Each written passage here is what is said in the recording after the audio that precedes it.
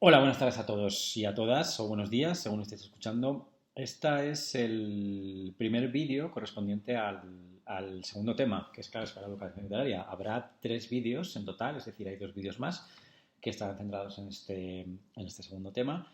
Y aquí vamos a cambiar un poco de tercio. Es decir, si en la primera parte lo que hacíamos era intentar definir qué es literatura infantil y un poco ver cuáles eran sus principales características, aquí, haciendo un poco caso de esta coletilla que tenemos en el tema, ¿no? En nuestra asignatura, que es literatura infantil y educación literaria, vamos a intentar ver un poco cuáles son los valores educativos de la literatura infantil y sobre todo qué entendemos por educación literaria y qué lleva aparejado este término de educación literaria. Puede ser un tema un poco más complejo que el anterior, puede ser un tema en el que haya algunos conceptos y algunas ideas que resulten un poco, digamos, difíciles de comprender o con las que no estéis familiarizados, pero bueno, para eso estoy yo, digamos, para aclararosla y para verla. Bien, me gustaría iniciar este tema con una cita, que es con la que me gusta iniciar este tema normalmente, que es una cita de Teresa Colomer, que dice lo siguiente, dice, ¿para qué sirve todo este esfuerzo colectivo con el fin de que los niños y las niñas se incorporen a la literatura? Es decir, podríamos reformularla de otra manera y decir, ¿para qué sirve este esfuerzo colectivo para que los niños y las niñas se pongan a leer? Es decir, ¿para qué sirve leer literatura? ¿Cuáles son digamos, los beneficios o qué es lo que ocurre realmente cuando leemos un libro infantil? O, dicho de otra manera, ¿qué pasa cuando leemos un libro con un público lector infantil? Hablo del público lector infantil porque ahora mismo estamos en ello nosotros, pero podríamos hablar también de un público lector adulto y no pasaría absolutamente nada, sería exactamente lo mismo. Bueno, para ello retomar, voy a rescatar dos de las secuencias de ese abecedario de la literatura infantil y juvenil que tenéis disponible todavía en YouTube y que constituye un poco la primera aproximación a esta asignatura. Dos diapositivas que iban juntas, o sea, dos secuencias que iban juntas y que me servían para explicar la diferencia entre dos conceptos que voy a dar a continuación, que son lo que es la moraleja y la lectura. Recordad que en aquel momento yo hablaba de que la literatura infantil generalmente ha tendido a tener moraleja, es decir, a tener después de que acabara el texto un breve texto auxiliar en el que se explicara realmente qué se quería decir con esa historia. Es decir, no se dejaba que el lector decidiera por sí mismo porque se consideraba que los niños y las niñas no eran capaces de hacerlo y lo que se hacía realmente era poner un texto que le dijera, bueno, esto significa esto. Yo lo representaba como una flecha que se introduce dentro de una M que podía representar un cerebro o una cabeza, porque realmente la moraleja es algo directo que va en una sola dirección y que realmente se introduce en nosotros digamos, sin que podamos tomar una decisión, ¿no? Es así. Bien. La diferencia con la lectura, lo que entendemos como lectura literaria, está muy clara, porque la lectura literaria son flechas que van en distintas direcciones. Es decir, una obra literaria cuando no tiene moraleja normalmente no te dice lo que tienes que pensar, no te dice lo que tienes que sentir, no te dice cómo vas a reaccionar ante ella. Está llena de preguntas sin respuesta, está llena de huecos de indeterminación, está llena de interrogantes. Y esos interrogantes te pueden llevar cada uno en una dirección. Y también este dibujo, esta ilustración, quería representar el hecho de que cuando leemos cada uno de nosotros llevamos el texto en una dirección diferente. Es decir, no es lo mismo leer un texto sobre la guerra si has estado en la guerra, si no has estado en la guerra. No es lo mismo leer un texto sobre la muerte si has experimentado la muerte o no.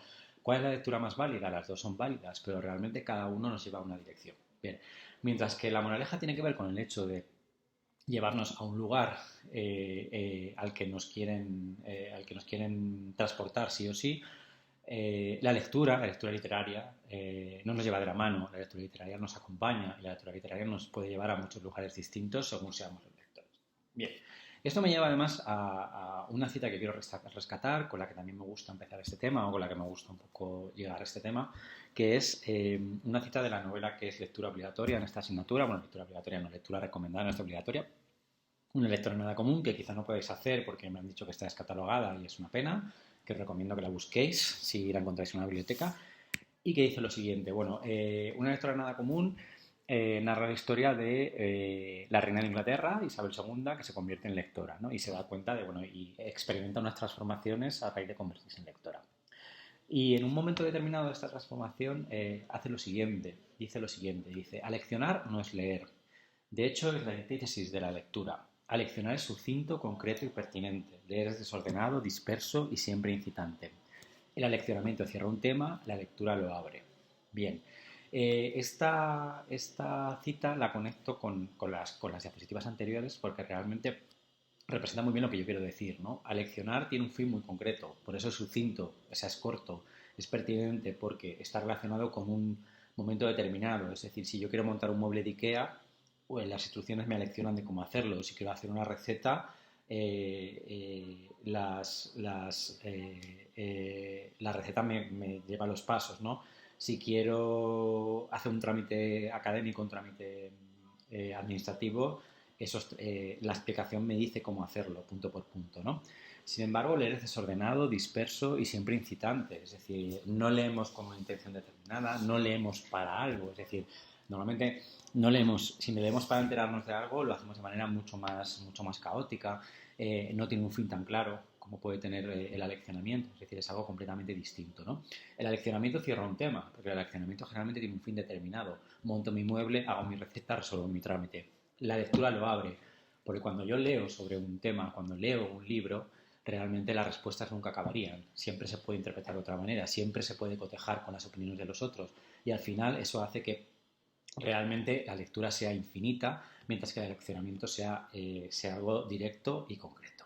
Esto me llega a exponer una diferencia muy clara, que creo que es lo que intentamos aquí, que es la diferencia entre aleccionar y leer, que va en paralelo con lo didáctico y lo educativo. Es decir, no es lo mismo que algo sea didáctico a que sea educativo. Didáctico es un determinado documento, un determinado formato, lo que sea, que tiene el fin de aleccionar, el único fin de aleccionar, es decir, explicar cómo funciona algo, explicar cómo se construye algo, explicar cómo se hace algo. Es decir, yo ahí quiero que me digan los pasos punto por punto, no quiero que haya ninguna ambigüedad, no quiero que me dejen opinar a mí. Es decir, yo quiero realmente lo que acabo de decir, montar el mueble de IKEA y que el mueble esté como esté. No quiero ser creativo, quiero llegar a ello, ¿no? Bien. Lo didáctico es lo que tiene que ver con instrucciones concretas, es decir, con cómo hacer ciertas cosas. Es decir, cómo comer, cómo ir al baño, por ejemplo. Es decir, es algo que no tiene margen para más allá. Nos aleccionan y es didáctico porque realmente aprendemos algo, ¿no? Y aprendemos algo de manera directa que lo practicamos de manera directa. Leer, sin embargo, es educativo. ¿Por qué? Porque todo lo que leemos, en realidad, todo lo que hacemos en la vida, todos los contactos que tenemos en la vida son educativos porque todos nos aportan algo. Pero claro, el fin directo de, por ejemplo, irnos de cañas con unos amigos, el fin directo de ver un partido de fútbol, de ver una película, nunca es que aprendamos algo, pero siempre aprendemos algo, siempre aprendemos y aprendemos con H intercala algo de todo ello, es decir, siempre obtenemos algo de todo ello.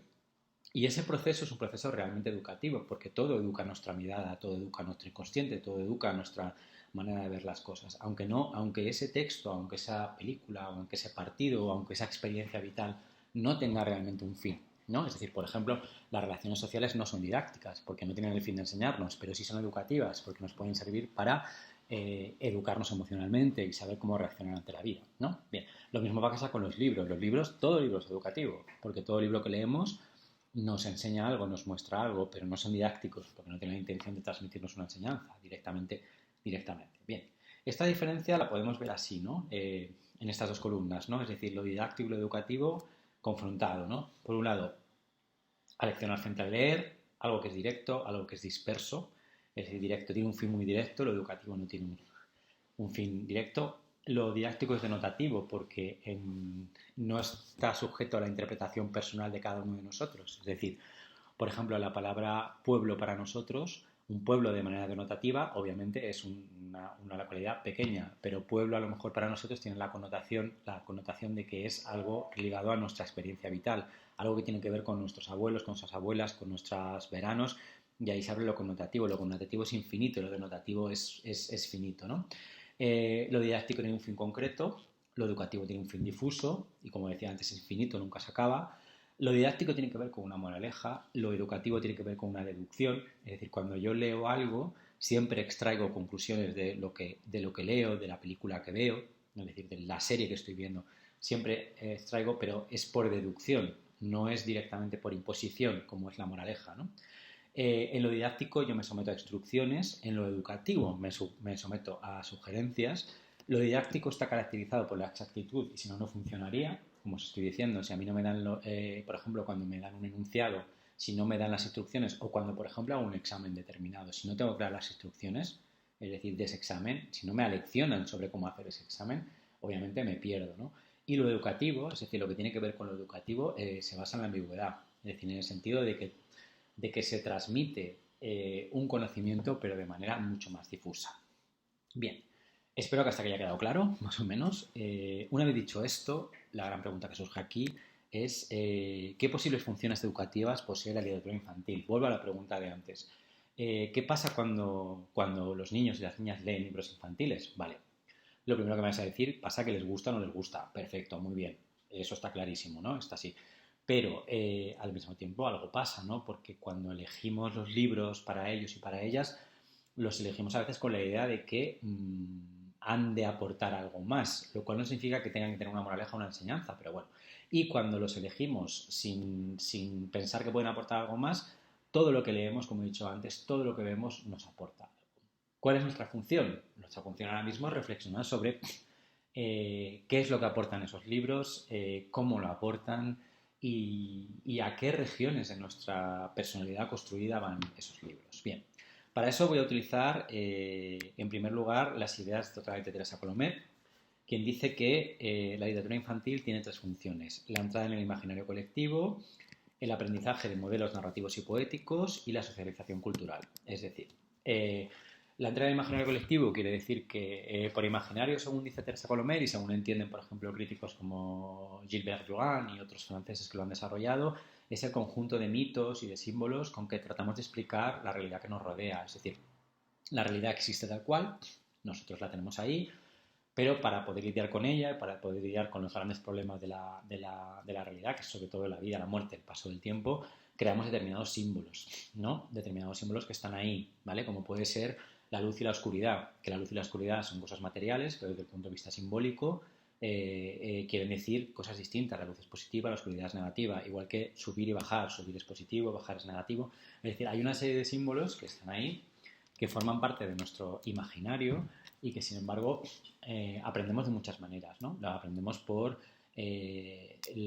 todo a través de la ficción, a través de las obras de ficción que consumimos y a través de ciertas manifestaciones culturales, ¿no? Pues una de las funciones de la literatura infantil es justamente ponernos en contacto con ese imaginario. Luego lo concretaré un poco más con un ejemplo en la segunda vídeo y ya veréis que es más fácil de entender, ¿no? Bien.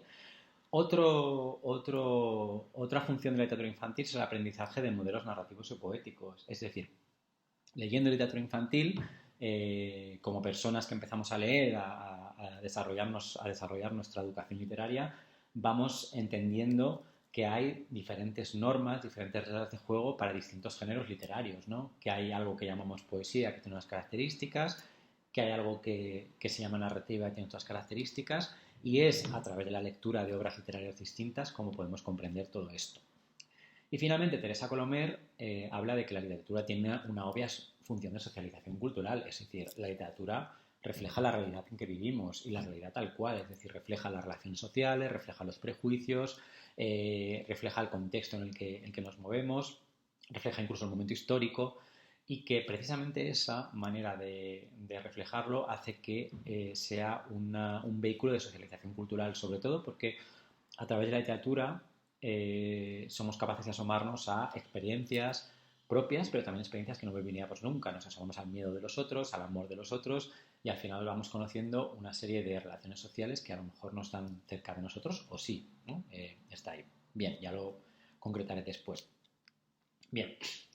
Otra clasificación de esto, que es la que hago yo en un artículo mío, siento citarme, pero realmente es un artículo que creo que puede ser bastante útil, es esta, ¿no? Es decir, las tres funciones de la literatura infantil son la educación literaria, la educación artística, que es la que añado yo respecto a Teresa Colomer, y la educación imaginaria y de conocimiento del mundo, que juntaría las dos que están diciendo Colomer detrás, ¿no? Es decir, para mí la literatura infantil tiene una función obviamente literaria, es decir, ir acostumbrando a las personas que están iniciándose en el mundo de la literatura a que hay un discurso especial llamado literatura que tiene una serie de características, ¿no?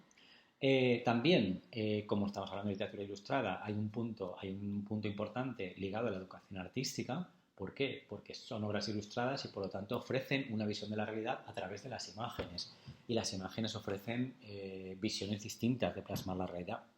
Y hay una educación imaginaria de conocimiento del mundo porque obviamente la literatura plasma el imaginario existente, es decir, cómo interpretamos el mundo y sobre todo también cómo es el mundo. Es decir, por ejemplo, si estamos leyendo un libro, voy a poner un ejemplo, estamos en un libro que se desarrolla en un país muy, muy lejano nuestro, obviamente hay un aspecto educativo ligado al conocimiento de un mundo que no está cerca de nosotros, ¿no?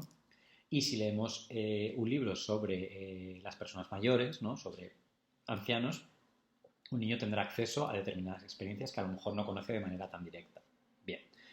Eh, digamos que estas dos maneras de entender la educación literaria se unen aquí, ¿no? Aquí tenéis una correspondencia entre lo que dice Teresa Colomer y lo que he dicho yo, ¿no? Es decir, lo que Teresa Colomer llama aprendizaje de los modelos narrativos y poéticos, yo lo llamo educación literaria. Luego, Teresa Colomer no habla de educación artística, yo sí, de educación artística como otra de las funciones.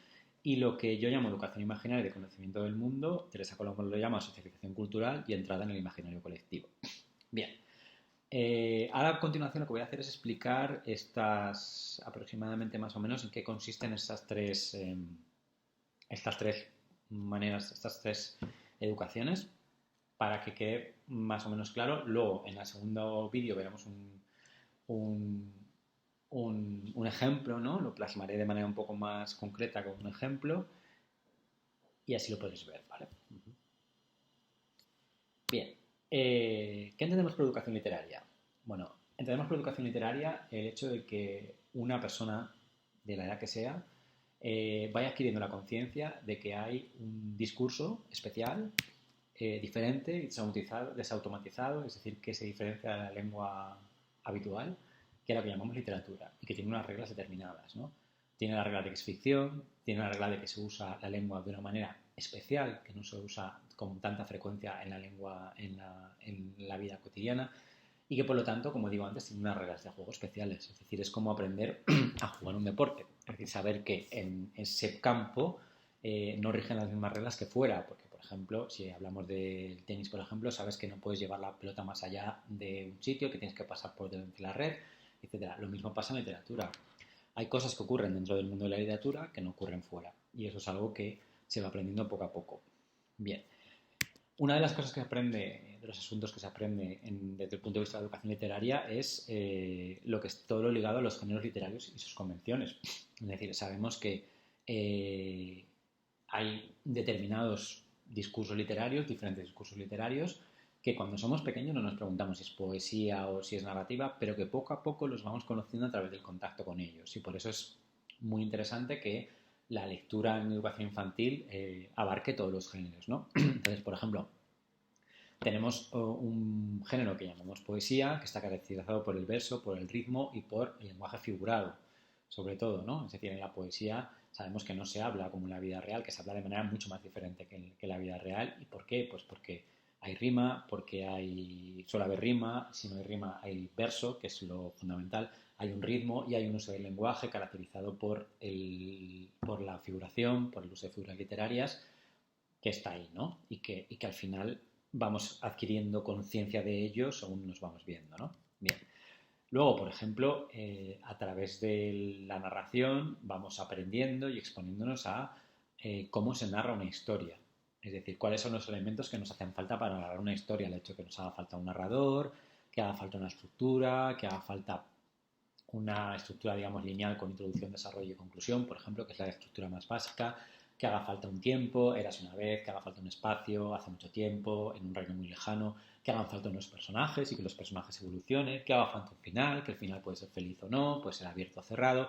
Es decir, hay toda una serie de elementos que marcan lo que es una narración y que a través de la lectura de obras narrativas vamos adquiriendo conciencia de ello.